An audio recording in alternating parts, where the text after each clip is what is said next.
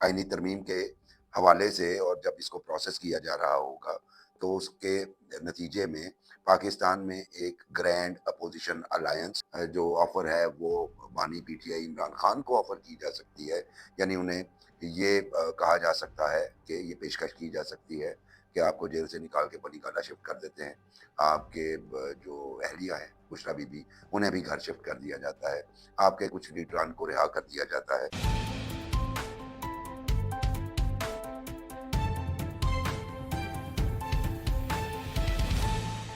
अस्सलाम वालेकुम दोस्तों, मैं हूं मुबशर बुखारी। मुल्क एक बार फिर 27वीं आईनी तरमीम के हवाले से बहस की जद में है और उसमें बहुत सारे सियासी लीडर अपने अपने बयानात दाग रहे हैं। और पाकिस्तान पीपल्स पार्टी जो सबसे बड़ी स्टेक होल्डर है पाकिस्तान की आईनी पॉलिटिक्स में, उनके लीडरान का ऑफ द रिकॉर्ड जो वो ख्याल जाहिर कर रहे हैं कि ये वही पुरानी एक कंस्पिरेसी है, पुरानी साजिश है 18वीं तरमीम के खिलाफ।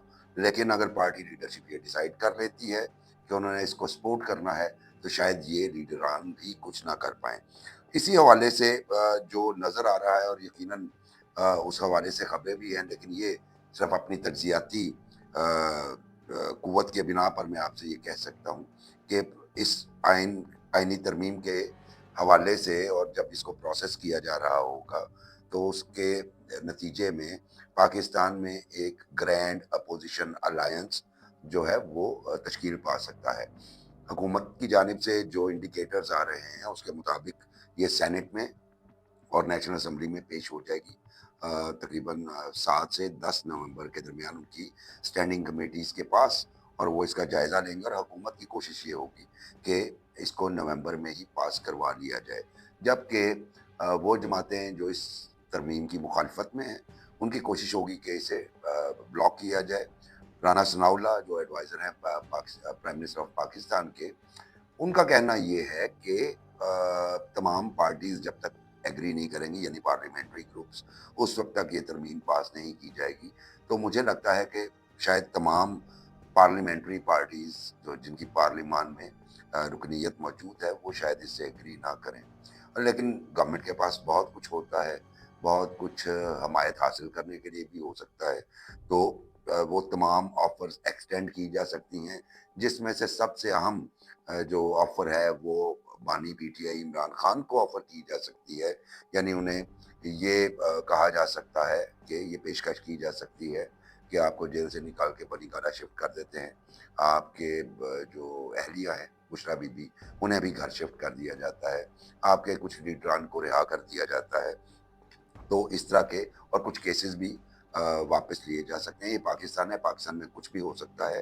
पाकिस्तान में कन्विक्शन को फौरी तब्दील करने में चंद हफ्ते ही लगते हैं, इसलिए ये ऑफ़र एक्सटेंड की जा सकती है। उसके साथ-साथ दूसरा जो बड़ी हिच या हर्डल आ सकती है, वो मौलाना फज़ल रहमान की सूरत में आ सकती है।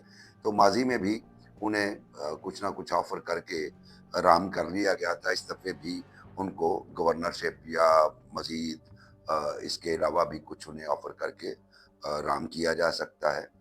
ये डिपेंड करता है मौलाना के इंटेंट पे, वो क्या चाहते हैं। बज़ाहिर तो पीटीआई के लीडरान से आज मेरी बात हुई, तो उन्होंने कहा इमरान को हर किस्म की ऑफ़र हो चुकी है माज़ी में, उन्होंने रिजेक्ट किया, और अब अगर इस तरह की कोई ऑफ़र होती है तो वो दोबारा रिजेक्ट करेंगे। जिस ग्रैंड अलायंस की मैं बात कर रहा हूँ, उसमें अभी जो एक्टिव हैं लीडर्स, और वो इस वक़्त जब मैं ये प्रोग्राम कर रहा हूँ, इस वक़्त भी बैठे हुए 27वीं आईनी तरमीम को ही डिस्कस कर रहे हैं, उस हवाले से अपना लाहे अमल सोच रहे हैं।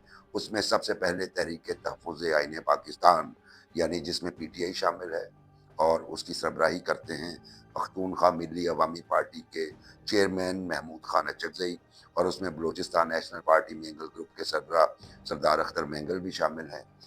ये इस वक्त ब्रेनस्टॉर्मिंग कर रहे हैं, और यस, उसमें कुछ और छोटी रीजनल पार्टीज़ भी शामिल हैं। ये ब्रेनस्टॉर्मिंग कर रहे हैं कि इस आईनी तरमीम पे तहरीक तहफ़्फ़ुज़ आईन पाकिस्तान का क्या पॉइंट ऑफ व्यू और स्टैंड क्या होना चाहिए। लेकिन जो अहम बात उन्होंने डिस्कस की है इसमें, वो ये है कि इस वक्त वो ये भी सोच रहे हैं कि दूसरी पार्टी से रवाबित बढ़ा के अगर इसको रेजिस्ट करना है, तो ग्रैंड अलायंस की सूरत में करें।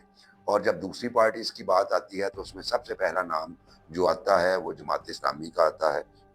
جماعت اسلامی کے جو امیر ہیں حافظ نعیم الرحمان، بڑے وائبرنٹ ینگ لیڈرشپ ہے، ان کا یہ کہنا ہے کہ جماعت اسلامی نے 26ویں آئینی ترمیم کی بھی مخالفت کی اور وہ 27ویں کی بھی کریں گے، اور ایسی صورتحال میں پاکستان پیپلز پارٹی بھی اپنے کارڈز دیکھے گی۔